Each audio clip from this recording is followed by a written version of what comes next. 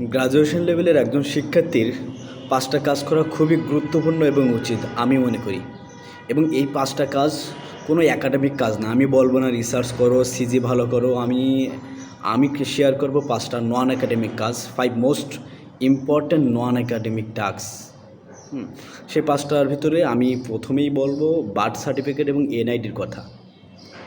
আমরা দেখি যে আমাদের বার্থ সার্টিফিকেটে স্কুল কলেজে যখন স্কুলে ভর্তি হতে যাই তখন নামের ভুল থাকে, একের অধিক নাম থাকার কারণে।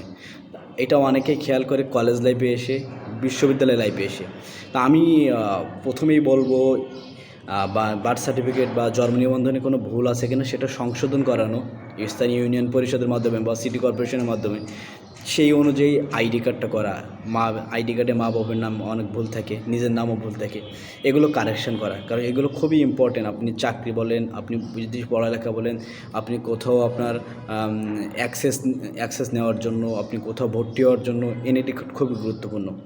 এবার তারপর আমি বলবো যে আপনার এগুলো ঠিক হয়ে যাওয়ার পরে দেখা যাচ্ছে যে নাম্বার সেকেন্ড সেটা হচ্ছে সার্টিফিকেট কারেকশন করা এবং সার্টিফিকেটগুলো দেখা। অনেকের সার্টিফিকেটগুলো ভুল থাকে, বাবার নাম, মায়ের নাম বা নিজের নাম, জন্ম তারিখ, এই ভুলগুলো আছে কেন একটু দেখা। অনেকেই স্কুলে খুব ধারণা রাখে না ফ্যামিলির থেকে বা স্কুল থেকে ভুল হতে পারে, কলেজে এইভাবে সময় হয় না। বিশ্ববিদ্যালয়ের এই 4 বছর সময়ের ভিতরে আমি আপনাদের সাজেস্ট করবো যে আপনাদের এই সার্টিফিকেটগুলো কারেকশন করে ফেলাবেন। হ্যাঁ, কারণ পরবর্তীতে দেখা যাচ্ছে গ্রাজুয়েশনের পরে সময় পাওয়া যায় না যে সার্টিফিকেটগুলো নিয়ে দৌড়োদৌড়ি করার জন্য।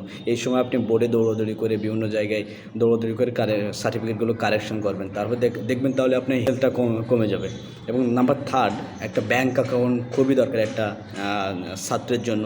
ব্যাঙ্ক অ্যাকাউন্ট আপনার হটেভার আপনার টাকা থাকুক আর না থাকুক এটা বড় কথা না, আপনার একটা ব্যাঙ্ক অ্যাকাউন্ট খুবই দরকার। এটা অনেক সময় এটা গুরুত্বের দিক দিয়ে খুব গুরুত্ব বহন করে। হ্যাঁ, এই জন্য একটা ব্যাঙ্ক অ্যাকাউন্ট খুবই দরকার সেটা। আর নাম্বার 4 হচ্ছে একটা পাসপোর্ট করে ফেলা।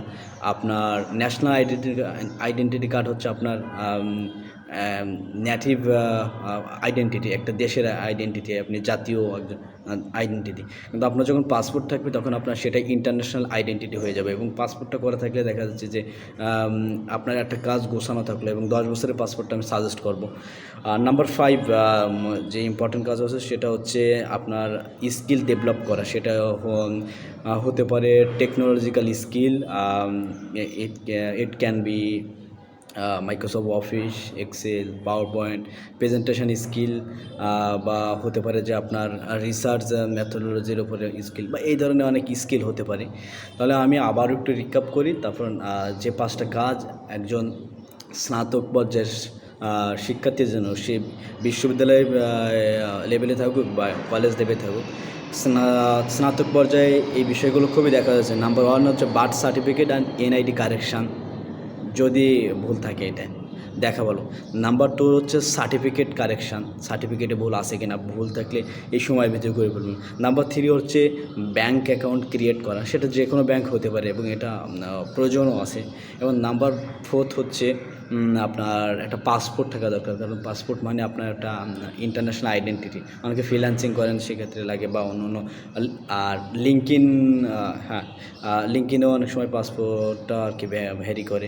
আর নাম্বার 5 হচ্ছে স্কিল ডেভেলপমেন্ট করা। এই স্কিল ডেভেলপমেন্টের ভিতরে আমি তো বললাম, আরেকটা জিনিস হচ্ছে লিঙ্কডইন প্রোফাইল যদি আপনি ক্রিয়েট করতে পারেন সেটাও অনেক বেটার হয়। তা আমি প্রচলিত একাডেমিক কোনো কথা বললাম না। একাডেমিক আপনার সিজি বাড়াতে হবে, রিসার্চ করতে হবে, অর্গানাইজেশন করতে হবে। আমি জাস্ট অর্গানাইজেশন এটা সবাই জানে, এটা করে।